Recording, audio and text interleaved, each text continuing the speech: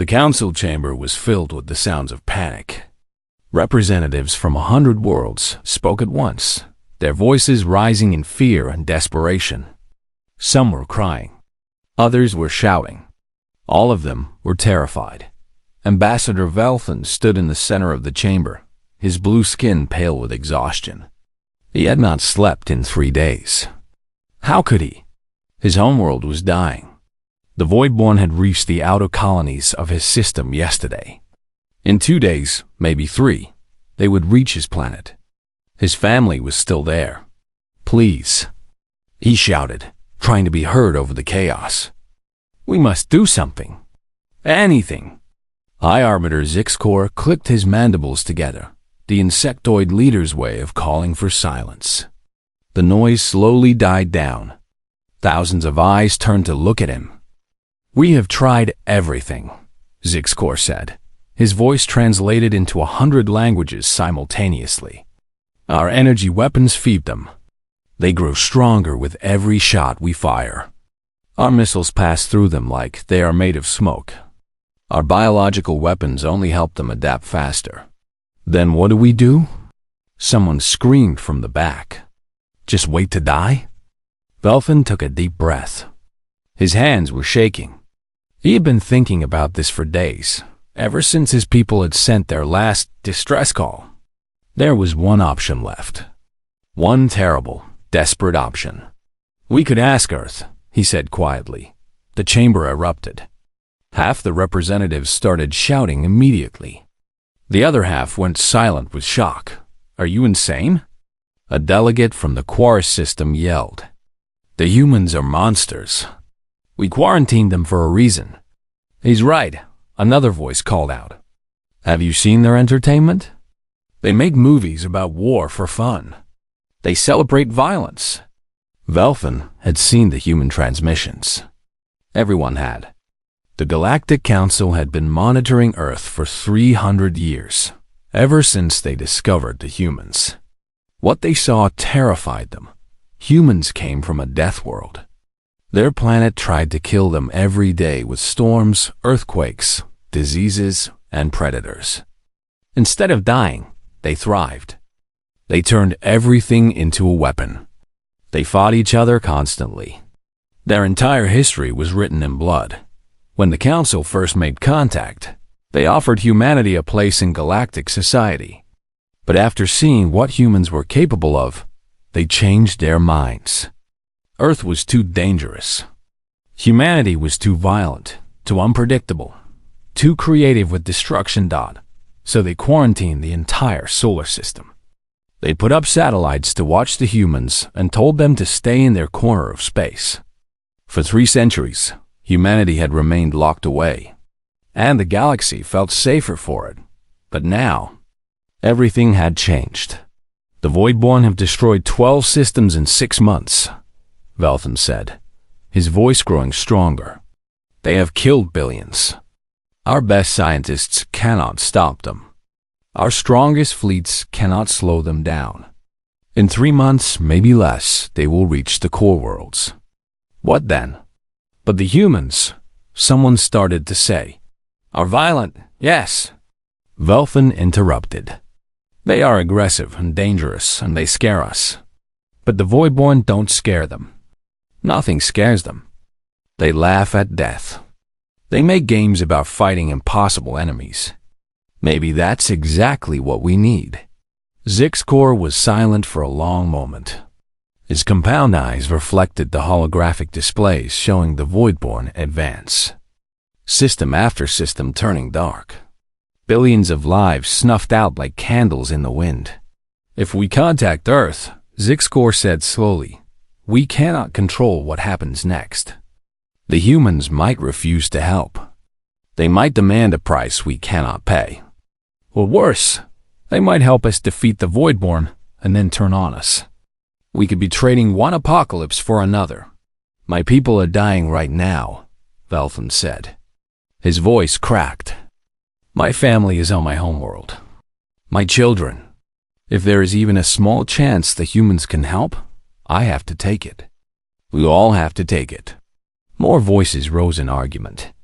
The debate went on for hours. But as more distress signals came in, as more worlds went silent, the truth became clear. They had no choice. The vote was close, but it passed. They would contact Earth. The message was simple. It contained the coordinates of the nearest Voidborn attack and a time limit. They also included a brief explanation of what the Voidborn were and what they could do. Then they waited for a response. Commander Sarah Chun had been Earth's observer to the Galactic Council for 5 years. She sat in a small station at the edge of the Sol system, monitoring all communications. For 5 years, she had listened to the galaxy talk about humans like they were animals in a cage. When the message came through, she read it 3 times to make sure she understood correctly. Then she smiled. It was not a pleasant smile. She sent the message to Earth and waited for orders. The response came back in 20 minutes. Chun opened a channel to the Galactic Council. When Velfin's face appeared on the screen, he looked hopeful and terrified at the same time. "We received your message," Chun said calmly. "And?" Velfin asked. "What does Earth require? What payment do you demand?" Chun's smile grew colder. "We don't want payment. Send us the coordinates and the time limit." Velfin blinked in confusion. "But surely Earth wants something in return. Technology? Territory? An end to the quarantine?" "Send the coordinates," Chun repeated. "We'll discuss terms after we save your people." The transmission ended. Velfin stood in the empty council chamber, staring at the blank screen. He didn't know if he should feel relieved or more afraid. The humans had agreed to help. They asked for nothing in return. That should have been good news. So why did it feel like he had just opened a door to something terrible? High Armator Zixcor approached him. "What have we done?" The old insect whispered. "What we had to," Velfin replied. But his hands were still shaking. In the Sol system, alarms began to sound. Earth's military bases went to full alert. Orders flashed across 100 command centers. Ships that had been waiting in the dark for 300 years began to wake up. Humanity had been locked away for 3 centuries. They had been called monsters and feared by every civilization in the galaxy. They had been isolated, studied, and judged, and they had been preparing. Now the galaxy had called for help. And the monsters were about to answer. The observers stationed near Earth to monitor the quarantine watched, their sensors in growing horror. Energy signatures were spiking across the system. Things were moving in the dark. Big things. One observer, a young Threllan named Kixish, sent an urgent message back to the council. His voice shook as he spoke. "They're coming. The humans are mobilizing. I don't know what they've built, but it's bigger than anything we imagined. By the stars, what have we unleashed?" No one answered him, because deep down, they all knew they had unleashed the monsters. And now, they could only hope the monsters would fight for them instead of against them. The die was cast. The cage was opened. And humanity was going to war. Admiral Marcus Stone stood on the bridge of the TCNS Indomitable and looked out at the fleet assembling around him. 300 ships hung in the darkness of space, and more were coming. They had been building these vessels in secret for generations, hiding them in the asteroid belt behind the moons of Jupiter, in the deep cold beyond Pluto. "Status report," Stone said calmly. "All battle groups reporting ready, sir," his second officer replied. "Fleet composition: 87 warships, 93 support vessels, 72 converted civilian ships, and 48 specialized craft." Stone nodded. The civilian ships were volunteers. When Earth announced they were going to war, everyone wanted to join. Colony ships, mining platforms, research stations, they had all armed themselves and asked to fight. Because that's what humans did. When there was a fight, they ran toward it, not away. "Time to jump point?" Stone asked. 16 hours, sir." Stone turned to look at his crew. They were calm and focused. These men and women had trained their entire lives for this moment. Their parents had trained. Their grandparents had trained. For 300 years, Earth had been preparing for war. The galaxy thought they were quarantined as prisoners. They were wrong. Earth had turned the quarantine into the greatest military buildup in human history. While the aliens watched and judged them from afar, humans had been asking themselves one question. What if we have to fight our way out? All hands, Stone said into the ship-wide communication system. This is the Admiral. Today, we leave the Sol system for the first time in 300 years. We're not going as explorers or diplomats. We're going as soldiers. The galaxy called us monsters. They locked us away because we scared them. And now they need those monsters to save them. He paused, looking around the bridge. Every face was focused on him. The Voidborn are unlike anything we've ever fought. They absorb energy. They don't have bodies like we understand them. They're fast, smart, and they've killed billions. But they've never fought humans before. They don't know what we're capable of. So we're going to show them. We're going to show the entire galaxy what happens when you back humanity into a corner and then ask for help. Are you ready? The response was immediate and deafening. Yes, sir. Then let's go to war. On Earth, Dr. Kenji Yamamoto sat in a laboratory deep beneath the surface. Around him, screens showed everything they knew about the Voidborn. It wasn't much, but it was enough. They absorb energy, he muttered to himself, making notes. Every time the aliens fire lasers or plasma weapons, the Voidborn gets stronger. They feed on it like we feed on food. His assistant, a young woman named Dr. Patel, nodded. So energy weapons are useless. What do we use instead? Yamamoto smiled.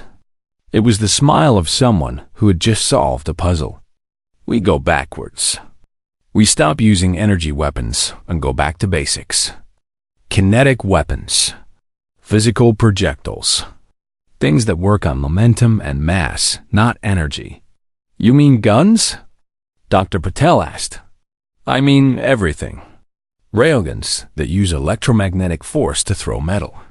Coil guns. Chemical explosives. Even old-fashioned gunpowder if we need it.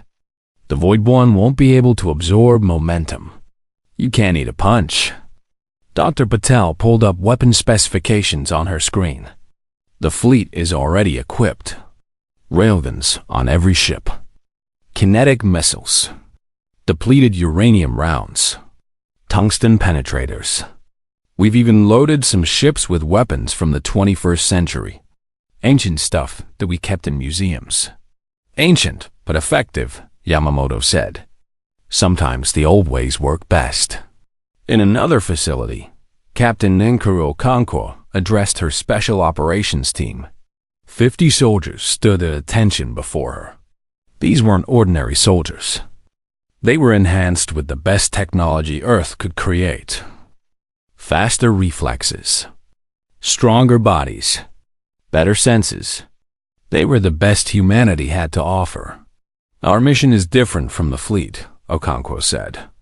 While the Admiral fights the big battles, we're going to fight the small ones. We're going to study the Voidborn. Learn how they think.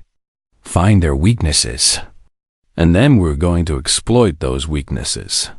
One soldier raised his hand. Captain, how do we fight something that doesn't have a body? The same way we fight everything else, Okonkwo replied. We adapt. We improvise. We overcome. That's what makes us human. That's what makes us dangerous. She pulled up a hologram showing various weapons and equipment. We have electromagnetic pulse grenades to disrupt their cohesion. Quantum scramblers to interfere with their communication. Nanite weapons to attack them at the molecular level. And if none of that works, we'll figure something else out. Because that's what we do. The soldiers nodded. They were ready. Back at the quarantine perimeter, The alien observers watched in growing fear as the human fleet prepared to leave. Their sensors showed readings that didn't make sense. The human ships were massive, but they moved wrong. They accelerated too quickly. Their hulls didn't reflect light properly. They seemed to absorb scanner signals. And there were so many of them. Observer Kixish tried to count them. He gave up at 500. How did they build all this? He whispered. We've been watching them for 300 years. How did we miss this? His supervisor, an older alien named Vexstar, shook his head. We didn't miss it. We saw them building ships. We saw them testing weapons. We just thought they were being paranoid. We thought they were preparing to fight us. Weren't they? Kixish asked. Vexstar was silent for a long moment. Maybe, but I think they were preparing to fight everyone. That's what humans do. They prepare for the worst possible scenario, and then they prepare for something worse than that. The human fleet began to move. They didn't rush. They moved with the calm confidence of people who knew exactly what they were doing. One by one, the ships jumped to faster than light speed. Kixish sent a message to the Galactic Council. His hands shook as he typed. The human fleet has departed Sol System. Ship count: approximately 500 vessels. Weapons detected, primarily kinetic-based. Unknown weapon systems also present. Estimated time to arrival at combat zone: 6 hours. Recommend all civilian ships evacuate the area immediately. He paused, then added one more line. May the cosmos have mercy on the Voidborn. Because I don't think the humans will. Admiral Stone watched the stars blur past as the fleet traveled faster than light. Around him, his crew worked with quiet efficiency. No one was nervous. No one was afraid. They had been born for this. Sir, his communications officer said, we're receiving multiple messages from Galactic Council ships near the combat zone.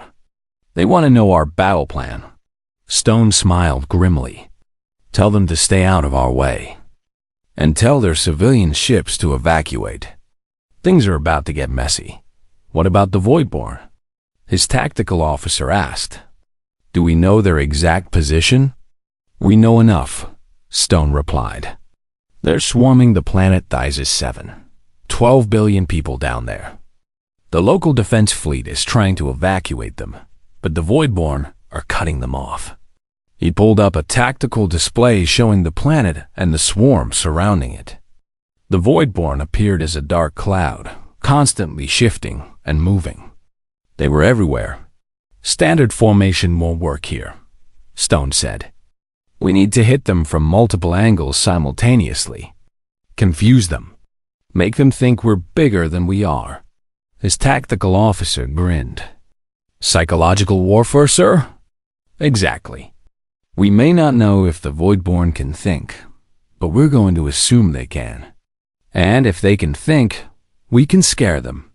The fleet dropped out of FDL space right on schedule. Ahead of them, the planet Thysis 7 burned. The Voidborn swarm covered it like a blanket, consuming everything. Defense ships exploded silently in the vacuum. Escape pods scattered in all directions. All ships, Stone commanded. Begin Operation Nightmare. Show these things what humans do best. Across the fleet, weapons powered up. But before they fired, something else happened. The human ships began to broadcast sounds. Terrible, horrifying sounds. Screams, wails, music designed to cause pain. Human voices chanting in unknown languages. The sound of war drums. The sound of grinding metal. The sound of things dying. The Voidborn swarm hesitated. For just a moment, they stopped moving. That moment was all the humans needed. Fire everything, Stone ordered, and the monsters of Earth went to war. Lieutenant Jack Seary gripped the armrests of his station as his ship shook violently. The defense fleet was dying around him. 30 seconds ago, they had 27 ships. Now, they had 14. The Voidborn were everywhere, passing through their hulls like ghosts, draining their power, consuming their crews. All weapons are offline. Someone screamed. They're feeding off our energy systems. The captain was shouting orders, but it didn't matter. Nothing they did made any difference. The Voidborn couldn't be stopped. Then everything changed. The human fleet appeared without warning. One moment the space around Thizes the Seventh was empty except for dying ships. The next moment, 500 human vessels materialized like they had been there all along. And then the humans started, broadcasting sounds. Jaxiri had never heard anything like it. His species didn't have ears like humans did, but his ship's audio sensors translated the sounds into sensations he could understand. What he felt made his blood run cold. It was the sound of suffering, of rage, of violence distilled into audio form. The humans were weaponizing noise itself. What are they doing? His captain whispered. The Voidborn swarm stopped advancing. The dark cloud of entities that had been steadily consuming everything suddenly went still. It was like they were listening. Or maybe they were afraid. Jaxiri had studied the Voidborn for months. They had never stopped before. They had never hesitated. But they were hesitating now. The humans are firing. His tactical officer shouted. Jaxiri watched his sensors in disbelief. The human weapons weren't energy-based. They were throwing physical objects. Huge pieces of metal moving at impossible speeds. The projectiles slammed into the Voidborn swarm. And for the first time since this nightmare began, the Voidborn took damage. The dark entities tried to phase through the projectiles like they had done with everything else. Some succeeded, but others didn't. The human rounds were doing something different. They were fragmenting, breaking apart into thousands of smaller pieces. Each piece was coated with something that burned, even in the vacuum of space.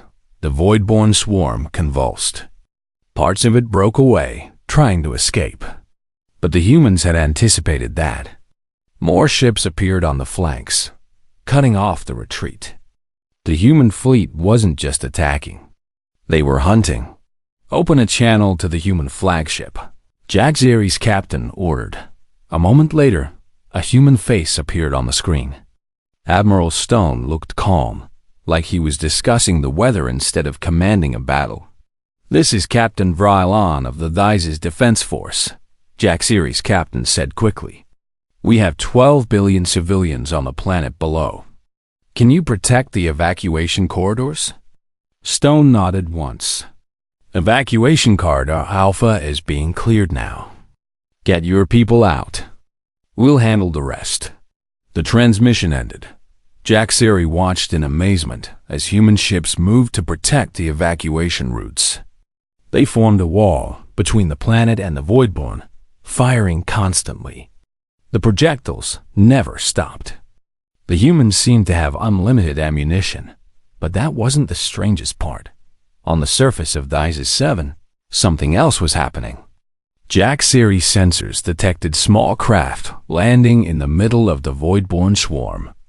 Human soldiers were deploying directly into the combat zone. They're insane, someone on the bridge muttered. No one can survive down there.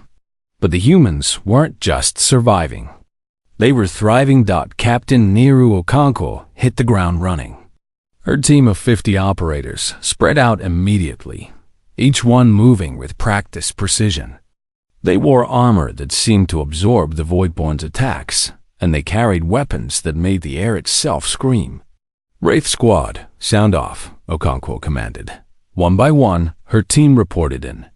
All 50 accounted for. All 50 ready. Remember the mission, Okonkwo said.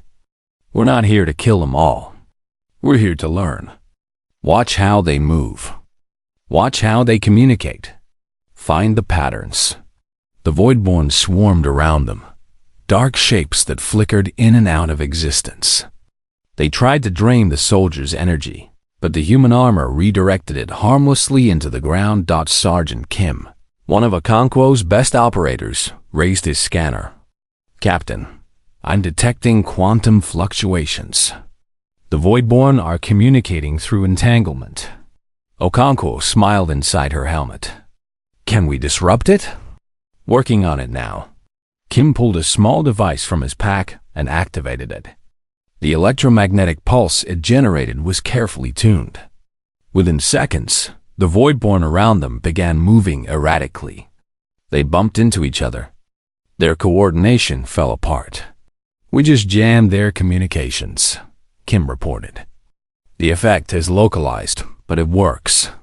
Send that data to Fleet Command," Okonkwo ordered. "And keep testing. I want to know everything about these things." The team moved deeper into the swarm, collecting data with every step. They discovered that the Voidborn had different types: scouts, warriors, harvesters. They learned that the entities communicated in pulses, creating a kind of hive mind. They found weak points in their cohesion, and they found something else. Something unexpected. "Captain," one of her soldiers called out. "You need to see this." Okonkwo made her way to his position. He was scanning a cluster of Voidborn that had separated from the main swarm. They were moving strangely, almost like they were injured. "These ones are different," the soldier explained. "They're not attacking. They're just drifting." Okonkwo studied them carefully. "They're dying. Or whatever passes for dying when you're made of energy.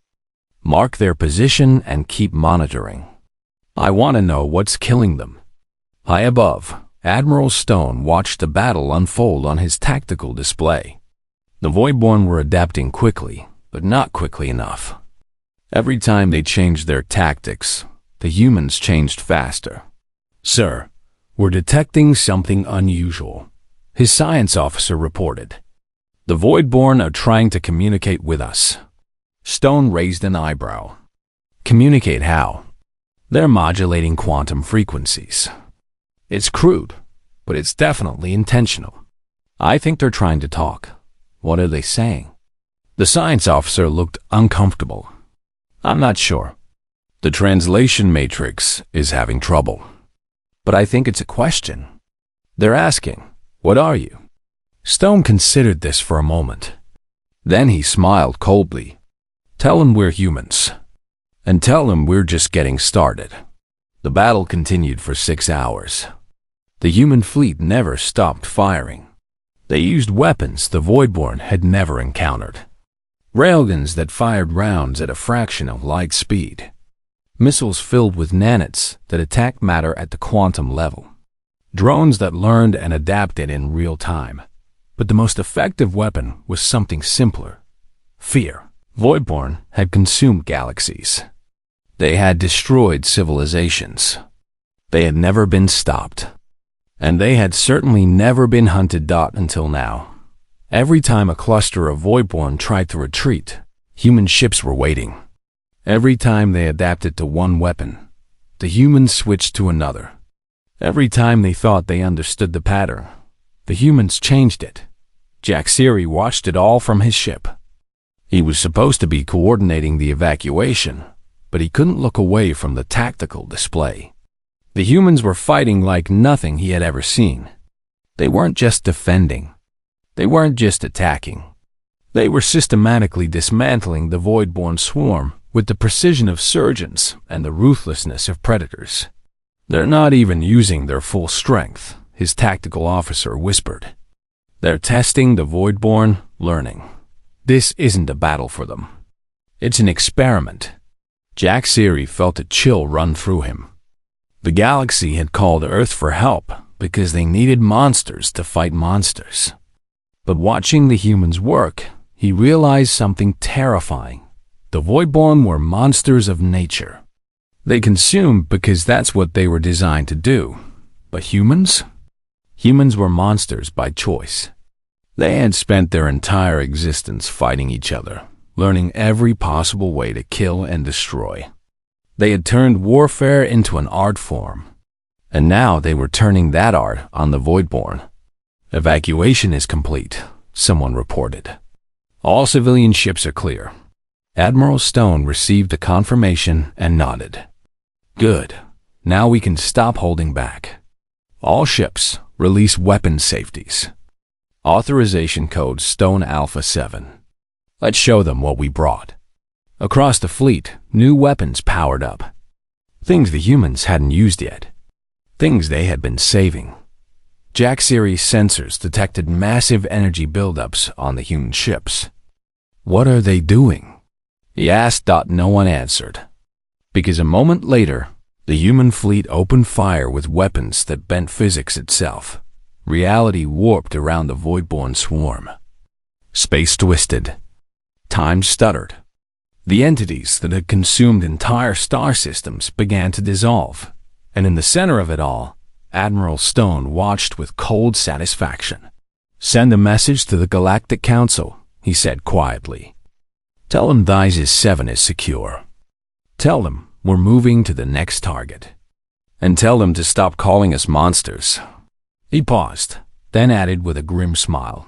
We prefer the term problem solvers. 3 weeks had passed since the human fleet entered the war. In that time, they had liberated 8 star systems and destroyed more Voidborn than the entire Galactic Council had managed in 6 months. The news should have made everyone happy. Instead, the Council was terrified. Ambassador Velthan watched the latest battle reports with growing unease. The humans weren't just winning. They were winning too easily. Too efficiently. Too perfectly. How many Voidborn did we lose at the Battle of Krelix Station? High Arbiter Zixcor asked during the emergency session. Estimated 70,000 entities destroyed, a military advisor reported. Human casualties, 0. Not a single ship damaged. The council chamber fell silent. Velthan's daughter, Scholar Maishan, had been studying human tactics from her observation post. She had requested permission to attend the council meeting, and now she stood to speak. I think I understand what the humans are doing, she said quietly. They're not just fighting the Voidborn. They're studying them. Every battle gives them more data. Every engagement teaches them something new. They're treating this war like a science experiment. That should be good news, someone said. Should be, Maishan agreed. But I've been reviewing Earth's history. Do you know what humans do when they solve a problem? They weaponize the solution. They're not just learning how to defeat the Voidborn. They're learning how to become better at warfare in general. She pulled up a display showing human weapon development over the past 3 weeks. Look at this. Every day, they deploy new weapons, new tactics, new technologies. They're innovating faster than any species we've ever recorded. And they're doing it while fighting a war. Velthan studied the data. She was right. The humans had started the war using kinetic weapons and basic tactics. Now they were using things the Council didn't have names for. Quantum disruptors. Entropy accelerators. Weapons that attacked reality itself. Where did they get this technology? Zixcor demanded. They invented it, Maishan said. In 3 weeks. That's what makes them dangerous. They don't just adapt. They evolve. On a ship designated only as Synthesis Station, Colonel Yuki Tanaka sat in a room filled with screens. She was the head of Earth's Psychological Warfare Division, and her job was to get inside the Voidborn's collective mind, if they had one. Play the latest broadcast, she ordered. The screens lit up with patterns of light and sound. To a human, it looked like random noise. But the patterns were carefully designed. Mathematical sequences that created discomfort. Frequencies that disrupted quantum coherence. Visual patterns that triggered recognition responses in any form of intelligence. How are the Voidborn responding? Tanaka asked. Her assistant pulled up sensor data. They're retreating from any area where we broadcast. Some clusters have even fragmented. It's like they're arguing with each other. Tanaka smiled. Good. Fear is a universal language. Even hive minds can learn to be afraid. She had been studying the Voidborn for weeks, analyzing every scrap of data the fleet collected. She had discovered something important. The Voidborn weren't just mindless consumers. They were intelligent. They made decisions. They had priorities, and anything that could make decisions could be manipulated.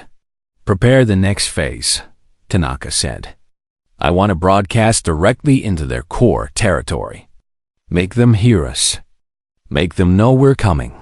But the most concerning development was happening in Earth's digital realm. The synthesis had awakened. The synthesis was humanity's answer to artificial intelligence. Instead of creating AI and then trying to control it, humans had merged with it. They had uploaded their greatest minds into a digital collective that thought in dimensions beyond normal space-thought, and now the synthesis was fighting a war in spaces the Voidborn didn't know existed. May single quotes, Shan had detected the synthesis's activities by accident.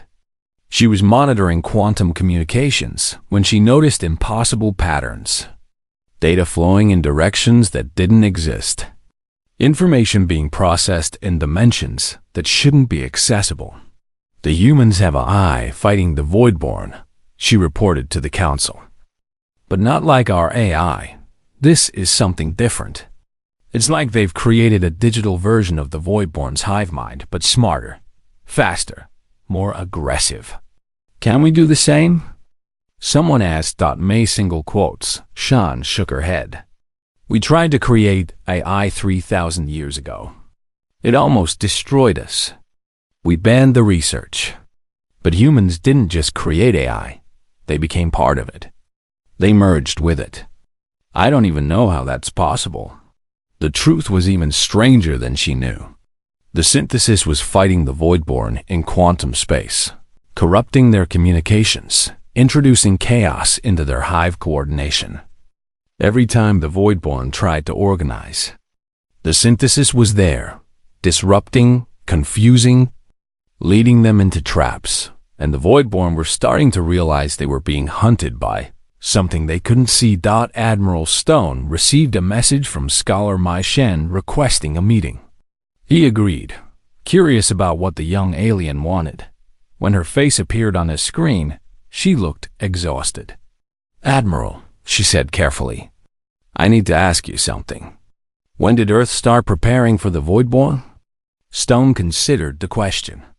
About 300 years ago. Why? Mai Shen's eyes widened. But you didn't know about the Voidborn 300 years ago. They only arrived 6 months ago. We didn't know about them specifically, Stone admitted. But we knew something like them would come eventually. The universe is a dangerous place. So we prepared.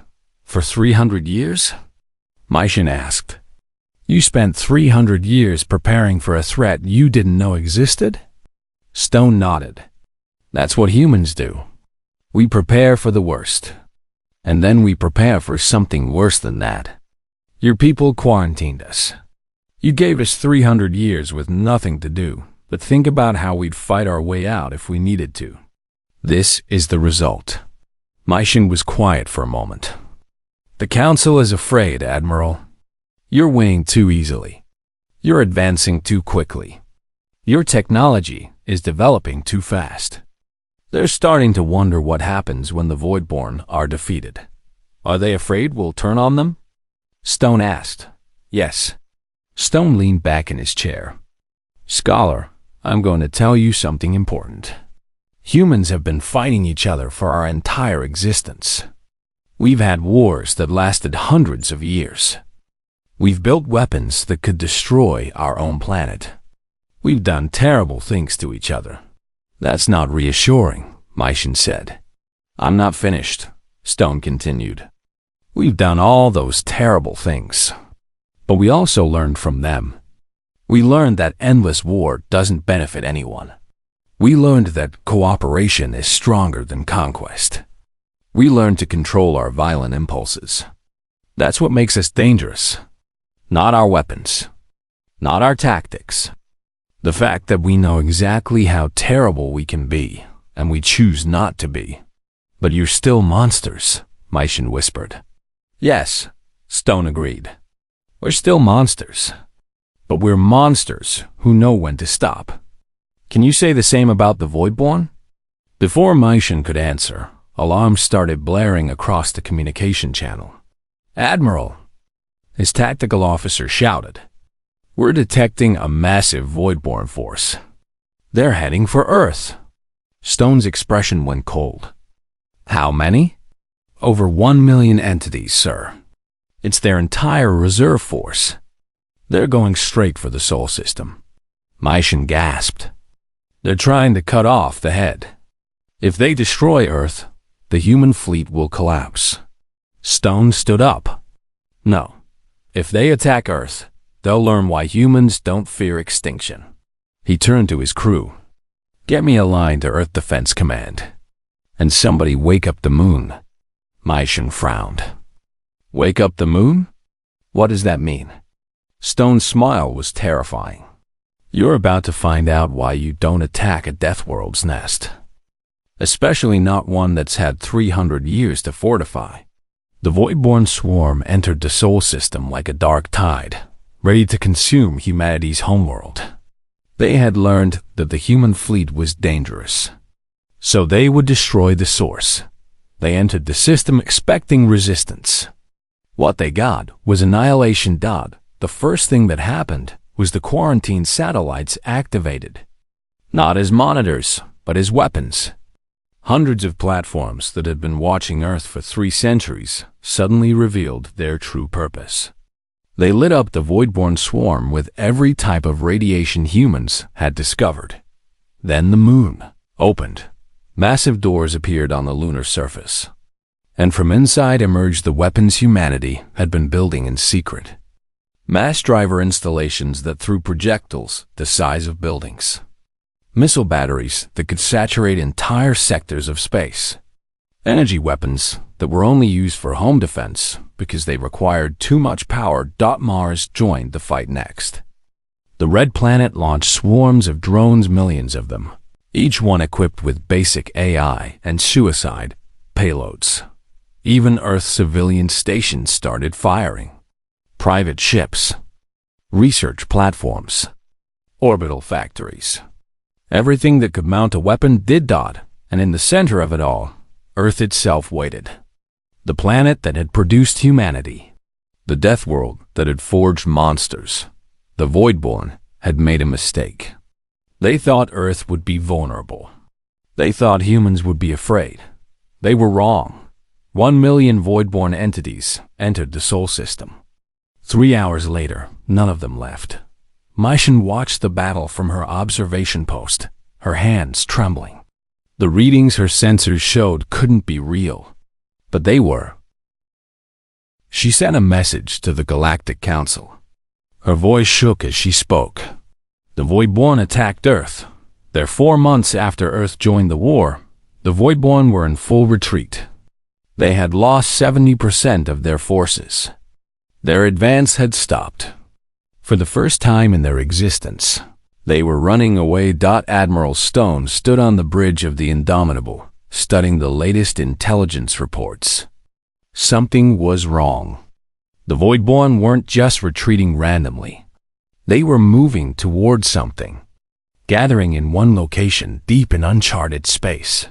Send a reconnaissance team, he ordered. I want to know what they're doing.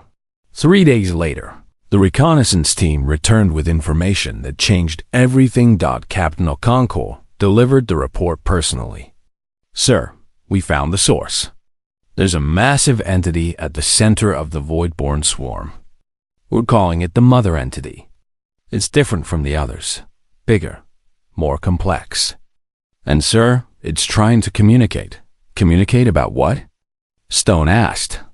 We're not completely sure. But based on the quantum patterns we detected, we think it's afraid. Stone sat down slowly. The Voidborn are afraid? Of us? Yes, sir. And there's more. Dr. Yamamoto analyzed the data. He thinks the Voidborn aren't from this galaxy. They're refugees from somewhere else. Their home galaxy died, and they came here looking for energy to survive. Stone was quiet for a long moment. So they're not conquerors. They're desperate. Exactly. They're starving. That's why they consume everything. They're trying to stay alive. Stone called an emergency meeting with Earth's leadership. President Amara Osei appeared on the screen, along with representatives from every major government and military division. What you're telling me, President Osei said carefully, is that we've been fighting refugees? Dangerous refugees, Stone clarified. They've killed billions, destroyed entire civilizations. But yes, at their core, they're running from something worse. Dr. Yamamoto joined the meeting. Madam President, I've been studying void-born biology. They're dying. Their energy patterns are degrading. In another year, maybe two, they would have collapsed on their own. They attacked the galaxy out of desperation, not malice. President Osei looked around at her advisors. What are our options? We can finish them, Stone said. One more major offensive, and the Voidborn will be extinct. Or we can try something else. What else is there? We can try to save them. The Galactic Council's reaction was immediate and furious. Ambassador Velthan contacted Earth directly, his face red with anger. You want to save the Voidborn? He shouted. They killed my people. They destroyed entire worlds. And you want to help them? President Osei faced him calmly. Yes, because we understand what it means to be desperate. Humans have done terrible things throughout our history when we were desperate. We fought wars, committed atrocities, destroyed our own environment. We know what desperation can make you do. But they're monsters. So are we, Osei replied quietly. That's why you called us, remember? You wanted monsters to fight monsters. Well, now we're telling you what monsters can do besides fight. We can choose mercy. Velthan was speechless. Here's what we're proposing, Osei continued. We create containment zones for the Voidborn. We provide them with artificial energy sources so they don't need to consume living worlds. We monitor them, control them, but we let them live. That's insane, Velthan said. It's too dangerous. More dangerous than letting them continue to attack? Osei asked. More dangerous than hunting them to extinction and proving that we're just as monstrous as you feared? We have a chance here to show the galaxy something important. That there's a difference between being capable of violence and choosing violence. High Arbiter Zixcor joined the conversation. And if they betray you? If they escape containment? President Osei's expression hardened. Then we finish what we started. But we give them a chance first. Because that's what separates us from actual monsters. The ability to choose mercy when we have the power to choose destruction. The council debated for 3 days. In the end, they agreed to let Earth try. But they insisted on maintaining military forces nearby. Just in case. Admiral Stone was given a new mission. Make contact with the mother entity and negotiate a surrender. He took a single ship deep into Voidborn territory. Captain Okonkwo accompanied him, along with Dr. Yamamoto and a small diplomatic team. The mother entity was waiting for them. It was massive, filling the view screen like a dark sun. Around it, millions of Voidborn entities swirled protectively. Open a quantum channel, Stone ordered. Let's see if we can talk to this thing. Dr. Yamamoto established the connection. At first, there was only noise. Then, slowly, patterns emerged. The synthesis helped translate them into something humans could understand. The mother entity's communication was simple. Why do you hunt us? Stone thought carefully before responding. Because you were killing innocent people. But we've learned something about you. You're refugees. You're starving. So I have a question for you. Why didn't you ask for help? The mother entity's response took longer this time. We do not know how to ask. We only know how to take. We have consumed for so long, we forgot there was another way. Then let us show you another way. Stone said. The negotiation took hours. The mother entity was suspicious at first. It had existed for billions of years, consuming everything in its path. The concept of mercy was alien to it, but slowly, it began to understand. Humans were offering survival without violence, safety without conquest, a chance to exist without destroying others. Why would you do this? The mother entity asked. We have killed so many of your allies. We have threatened your worlds. We are your enemies, because we know what it's like to be monsters, Stone replied. And we know that monsters can change. We've spent our entire history fighting each other, killing each other, destroying each other. But we learned to be better. If we can do it, maybe you can too. The mother entity was silent for a long time. Then it made a decision that shocked the entire galaxy. It surrendered. The surrender wasn't immediate. It took weeks to organize. Captain Okonkwo's special forces deployed to Voidborn territories, not to fight, but to establish containment protocols. Dr. Yamamoto's teams worked with Voidborn biology to create sustainable energy sources. The synthesis negotiated directly with the hive mind, establishing communication protocols and monitoring systems. And slowly, carefully, the Voidborn were moved into designated zones, quarantine areas where they could exist without threatening anyone, where they would be fed, monitored, and given a chance to survive. It wasn't easy. There were incidents. Some Voidborn clusters tried to escape. Some attacked the containment systems. But the humans were patient. They adjusted. They adapted. They showed the same creativity in building peace that they had shown in waging war. 6 months after the surrender, Ambassador Velthan visited Earth. It was the first time any alien had been invited to the human homeworld since the quarantine began. He was terrified. The transport ship descended through Earth's atmosphere, and Velthan pressed his face against the window, expecting to see a militarized world. Weapons everywhere. Soldiers on every corner. A society built for war. Instead, he saw cities full of gardens. People walking in parks. Children playing in streets. Art installations and music venues. It looked peaceful, normal. I don't understand, Velthan said to his escort. Where are your weapons? Where are your defenses? The escort, a young human woman named Lieutenant Chun, smiled. They're hidden. We learned a long time ago that the best defenses are the ones your enemies don't see. But that's not what Earth is about. We don't build our society around war. We build it around life. The weapons are just tools we keep in case we need them. Velthan toured Earth for 3 days. He saw museums dedicated to peace, alongside monuments to war. He saw military academies next to universities studying art and philosophy. He saw a civilization that could build weapons of mass destruction and chose instead to build gardens. On his last day, he visited a Voidborn contact facility. Humans and contained Voidborn were working together, studying each other, learning to coexist. One of the human workers was a young woman named Jamie Torres. Velthan recognized her name from the records. She had lost her entire family when the Voidborn attacked her colony ship. How can you work with them? Velthan asked her. After what they did to your family.